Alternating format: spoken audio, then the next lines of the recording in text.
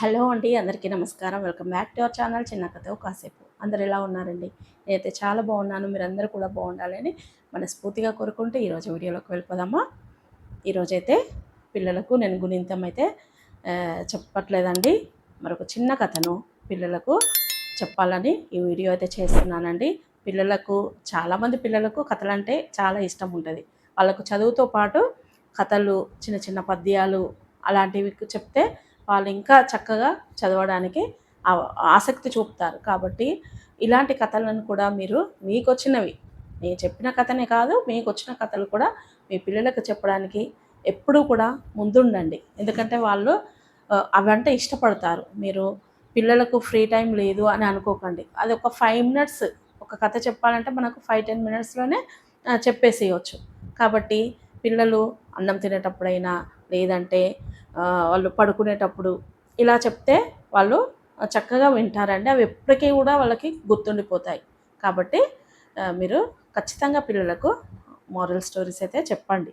ఓకేనా అండి? మరి నేను ఒక చిన్న కథను చెప్పడానికైతే ఈ వీడియో అయితే చేస్తున్నానండి. ఒక ఊర్లో రాము, సోము అనే ఇద్దరు అబ్బాయిలు ఉండేవారు. ఊర్లో రాము, సోము. అయితే వాళ్ళిద్దరు ఒకటే స్కూలు, ఒకటే క్లాసు. వాళ్ళిద్దరు కూడా ఒక మంచి స్నేహితులు అనమాట. అయితే వాళ్ళు స్కూల్కి డైలీ వెళ్ళేటప్పుడు ఇద్దరు కలిసి వెళ్ళేవాళ్ళు, వచ్చేటప్పుడు కూడా ఇద్దరు కలిసి వచ్చేవాళ్ళు. వాళ్ళ ఇండ్లు ప్రక్క ప్రక్కన ఉండటం వల్ల వాళ్ళు డైలీ ఇద్దరే వెళ్ళేవాళ్ళు. కాబట్టి ఇద్దరు చాలా క్లోజ్ ఫ్రెండ్స్ అనమాట. అయితే వాళ్ళు ఒకరోజు స్కూల్ నుండి వస్తుంటే వాళ్ళకు దారిలో ఒక జామ చెట్టు కనబడింది. ఇప్పుడు జామకాయల సీజనే కదండి. మీ పిల్లలకు పెడుతున్నారా? పెట్టండి ఖచ్చితంగా. అందులో మంచి ఫైబర్ కూడా ఉంటుందండి. అయితే ఆ జామ చెట్టు కనబడగానే పిల్లలకు జామకాయలు అంటే చాలా ఇష్టం ఉంటుంది కదండి. అయితే ఈ రాము, సోము ఇద్దరు కూడా చెట్టును చూస్తారు. సోముకి అవి తినాలని బాగా ఆశగా ఉంటుంది. అవి తినాలి, ఎట్లాగైనా అవి కోసుకొని తినాలని. అయితే ఆ ఒక ఇంట్లో ఆ చెట్టును చూస్తారనమాట. దానికి ఫుల్గా మంచిగా చెట్టు నిండా కాయలు కనబడేసరికి పిల్లలకు అవి తెంపుకోవాలనే ఆశ అయితే కలుగుతుంది.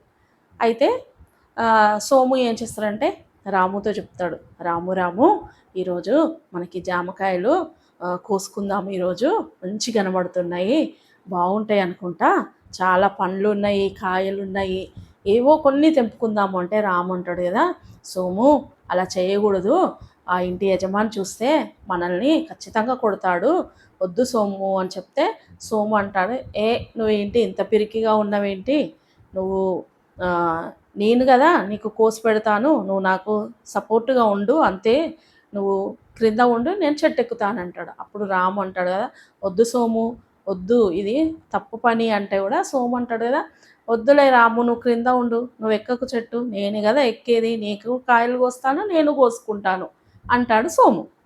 అయితే ఇంకా రాము పాపం ఫ్రెండ్ కదా, ఫ్రెండ్కి కొంచెం మన క్లోజ్ ఫ్రెండ్స్ అంటే ఏం చేస్తాం, వాళ్ళు ఏదైనా చెడ్డ పని చేసినా మనం ఏం చేస్తాం, కొంచెం అలా క్రింద ఉండి సపోర్ట్గా కంప్లీట్గా లేకపోయినా, మనకి ఇష్టం లేకపోయినా మన ఫ్రెండ్ కాబట్టి వాళ్ళ కొరకు మనం నిలబడతాం. అయితే ఈ రాము కూడా సరే అని సోముతో అంటాడు. సోము ఏం చేస్తాడు, తన బ్యాగ్ని రాముకి ఇచ్చేసి మంచిగా చుట్టూ చూస్తాడు. చూస్తే ఎవరు కనబడరు. చక్కచక్క చెట్టు ఎక్కేస్తాడు. ఎక్కి జామకాయలు కోస్తుంటాడు. అప్పుడే ఒక కాయ క్రింద పడుతుంది. అది సౌండ్ వస్తుంది. ఇంకా కథం పిల్లలకి రాముకి భయం భయం అవుతూ ఉంటుంది.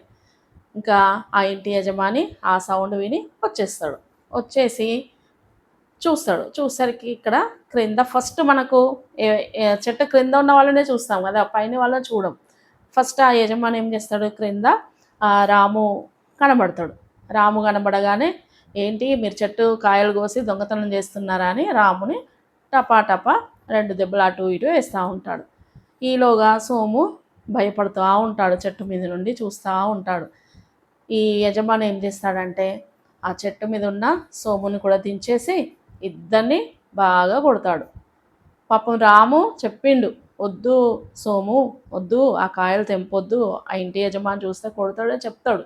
కానీ సోము వినకుండా ఆ కాయలు కోద్దాము, నువ్వు నాకు ఖాళీ నా బ్యాగ్ పట్టుకొని క్రింద ఉండు, నేను కోసేస్తాను అని చెప్పి ఎక్కుతాడు. కానీ ఈలోగా ఆ కాయ క్రింద పడటము, సౌండ్ రావడము, ఆ యజమాని వచ్చి ఇద్దరిని కొడతాడు. ఇంకోసారి మీరు ఈ ఇంటి చుట్టుప్రక్కల ఉంటే మీ మీద పోలీస్ కంప్లైంట్ చేస్తానని కూడా పిల్లల్ని బెదిరిస్తాడనమాట. ఇంకా పాపం పిల్లలు చాలా బిక్కుబిక్కుమంటూ ఇంటికెళ్ళిపోతారు. వాళ్ళకి ఆ జామకాయలు రాలేదు, దెబ్బలు పడ్డాయి. అంటే చూడండి, చెడ్డవారితో స్నేహం చేస్తే మంచివారికి కూడా ముప్పు తప్పదు కదండి. అంటే ఈ చిన్న జామకాయనే కావచ్చు, కానీ ఇంకా కొంతమంది పిల్లలు పెద్ద పిల్లలు ఉంటారు. వాళ్ళ ఫ్రెండ్ తప్పు చేసినా పాపం ప్రక్కనుంటే వీళ్ళకి కూడా అది ఆపద కలిగిస్తూ ఉంటారు. ఆపదలు అనేవి చెడ్డవారితో ఉన్నప్పుడు ఖచ్చితంగా ఏదో ఒక సమయంలో ఆపదలు అనేవి వస్తాయి. చెడ్డవారితో స్నేహం చేస్తే మంచివారికి కూడా ముప్పు తప్పదు. ఈ కథ ద్వారా పిల్లలు నేర్చుకోవాల్సింది ఏంటంటే, చెడ్డవారితో స్నేహం చేస్తే మంచివారికి కూడా ముప్పు తప్పదు. దొంగతనం చేయడం అనేది అది చాలా తప్పు కదా. ఆ కాయ ఏముంది, ₹1 ₹2 ఇస్తే కొనుక్కోవచ్చు. కానీ పిల్లలకి ఏంటంటే చూడ్డానికి తినేవి కాబట్టి ఆ పిల్లలకు తినాలనిపించిందేమో, కానీ ఇంటి యాజమాన్యాన్ని అడిగితే ఇవ్వరు కాబట్టి అలా దొంగతనం చేసి ఉంటారేమో. కానీ ఆ దొంగతనం అనేది చాలా తప్పు. కాబట్టి పిల్లలు ఇలాంటివి తల్లిదండ్రులు చెప్పినప్పుడు ఖచ్చితంగా విని మంచి వారితో స్నేహం చేయాలి. చెడ్డ వారితో స్నేహం చేస్తే వాళ్ళు ఏదైనా దొంగతనం చేశారనుకోండి, వాళ్ళ ఫ్రెండ్ మంచివాడైనా సరే, మంచి అమ్మాయి అయినా సరే వాళ్ళ మీద కూడా వస్తుంది. వాళ్ళు స్కూల్లో పెన్సిళ్ళు దొంగతనం చేయొచ్చు, ఎరేజర్స్ చేయొచ్చు, స్కేల్స్ చేయొచ్చు, టిఫిన్ బాక్సులు చేయొచ్చు, నోట్బుక్స్ చేయొచ్చు. ఇలా ఏ దొంగతనం చేసినా వాళ్ళ ఫ్రెండ్ ఎవరైతే ఉంటారో వాళ్ళు మంచి వాళ్ళైనా సరే వాళ్ళ మీద కూడా అలాంటి నింద వస్తుంది. కాబట్టి మీరు ఫ్రెండ్షిప్ చేస్తే మంచి పిల్లలతో స్నేహం చేయాలన్నమాట.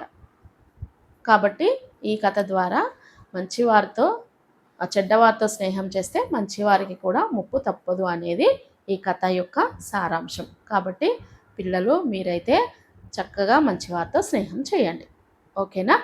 మరి ఈ కథ మీకు నచ్చిందనే అనుకుంటున్నాను. మరి నచ్చితే కనుక ప్లీజ్ లైక్ చేయండి, షేర్ చేయండి, సబ్స్క్రైబ్ చేయండి. మరొక మంచి కథతో మీ ముందు ఉంటానండి. బాయ్ అండి.